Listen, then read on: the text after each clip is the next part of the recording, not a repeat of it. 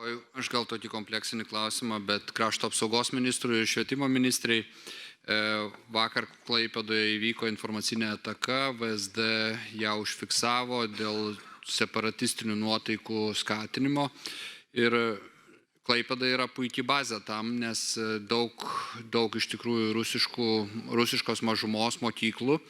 Ir čia gal pirmas klausimas švietimo ministrai.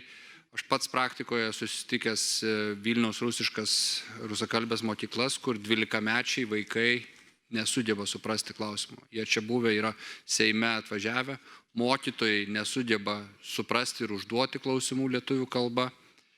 Tai kas daroma, kad tautinių mažumų mokyklose Lietuvos piliečiai mokėtų lietuvių kalbą ir būtų atsparus tokiom atakom, nes Klaipėda, Visaginas, kitos mažumų vietovės yra itin jautrios tokiom atakom ir užsienio valstybės nedraugiškos tą daro. Ar planuojate kažką daryti, kad Lietuvos piliečiai kalbėtų oficialiąją lietuvių kalbą valstybinėse mokyklose? Ačiū.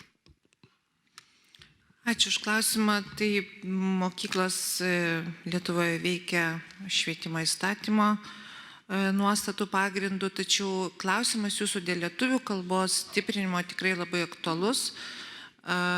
Ir vakar švietimo mokslo komitete po darbo grupės darbo pabaigos buvo pristatyti siūlymai ir rekomendacijos dėl lietuvių kalbos stiprinimo tautinių mažumų mokyklose.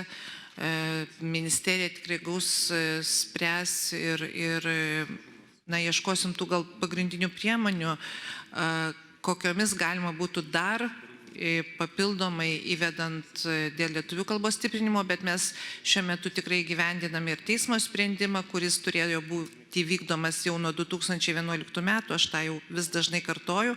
Ir mes tikrai galbūt, sakyčiau, pirmieji pradėjom derinti tą bendruosiuose ugdymo planuose, norėdami įvesti ir daugiau lietuvių kalbos tautinių mažumų mokyklose, tačiau susidūrėme su higienos norma.